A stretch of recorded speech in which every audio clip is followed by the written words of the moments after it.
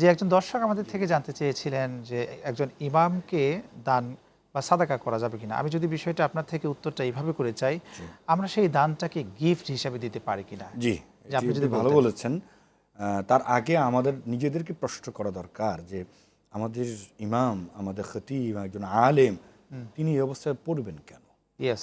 আমাদের সমাজের প্রত্যেকটি ব্যক্তির দায়িত্ব হলো তাকে সম্মানজনক জায়গায় সম্মানই দেয়া এবং তাকে এই ধরনের পরিস্থিতি যে পড়তে নয় সে ব্যবস্থা রাখা এবং সচ্ছলতা তাকে নিয়ে আসা, স্বাবলম্বিতে তাকে নিয়ে আসা। কিন্তু আনফরচুনেট কিন্তু মোহতারাম আমরা দেখি হচ্ছে আমাদের না। দেশের যারা ইমাম খতিব প্রত্যন্ত বিভিন্ন জায়গাতে তারা মানবেতর জীবনযাপন করে, তারা হয়তো মুখ ফুটে বলতে পারেন না এবং যত সামান্য বেতন তাদের দেওয়া হয় সেটা একেবারেই এতই অপ্রতুল যে তাদের সংসার কিন্তু সার্ভাইভ করা খুব কঠিন। আমি অনেকের সাথে একটা মসজিদে প্রায় 2-3 হাজার মানুষ নামাজ পড়েন, সেখান থেকেই যদি তাকে একটা নির্দিষ্ট অ্যামাউন্ট দেওয়া যায় তাহলে তো তার সংসার ভরণ পোষণ এবং সে স্টাডি করতে পারবেন। অর্থাৎ তাকে যেন এমন অবস্থায় পড়তে না হয় সেটা হলো প্রথম এই ব্যবস্থা রাখা।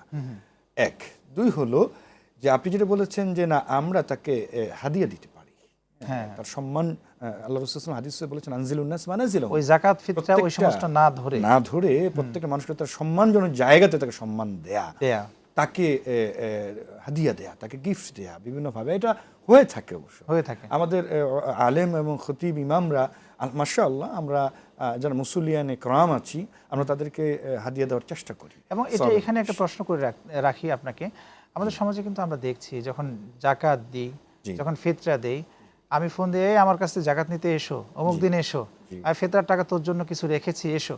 গ্রামে কিন্তু এইভাবে একজন আরেকজনকে বলে, ফোন দিয়েও বলে। এখন অনেক সময় দাদিদেরকে বলে, খালাদেরকে বলে, আপনি সেদিন আসেন তো আপনাকে ফিতরার টাকা কিছু দেব। এটা কি ইসলামী শরিয়াত এইভাবে করে বলেছেন না নিজে থেকেই দিতে হবে? গিয়ে নিজে থেকে দিতে হবে, অর্থাৎ তার এটা তো তার হাক্কুল লিসাইলি ওয়াল মাহরুম, তার অধিকার হলো তাকে প্রাপ্য জায়গা মতো বুঝিয়ে দিতে হবে। আমরা আনফরচুনেটলি যেটা, এবং আপনি লক্ষ্য করে দেখুন যে ঈদের সলাতের জামাতের আগে কিন্তু আমরা নিজেরা যে যারা মাসাকিন আছে দুস্থ তাদেরকে কিন্তু আমরা দিই, এভাবে দিতে হবে, একবার পৌঁছে দিতে হবে। আর এখন তো খুব ইজি, কারো কাছে দিতে হলে আমরা বিকাশ বিভিন্ন অনলাইনে ব্যাংকিং এ খুব ইজিলি দিতে পারি, অর্থাৎ যে দিতে হয় এমন না, আমরা সেটাও দিতে পারি। আমি ব্যক্তিগতভাবে সেভাবে মেনটেন করি। যেমন যাকাতের 8% যে মাল, এই মাল আমার কাছে রাখলেই তো আমি ক্ষতিগ্রস্ত হব, এটা আমাকে পৌঁছে দিতে হবে।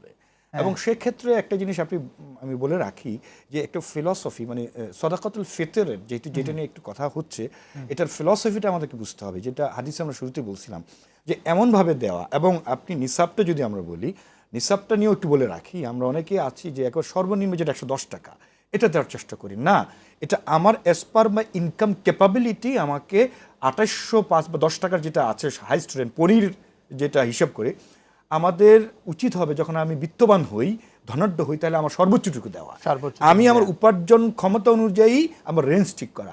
অর্থাৎ সর্বনিম্ন রুকসাত আছে 110, সেটাই দিতে হবে এমন না। তাহলে এটা এই জন্য যে অন্তত ওই টাকাটি দিয়ে কোনো একটি পরিবার যেন তার ওই ঈদটা সুন্দরভাবে করতে পারে।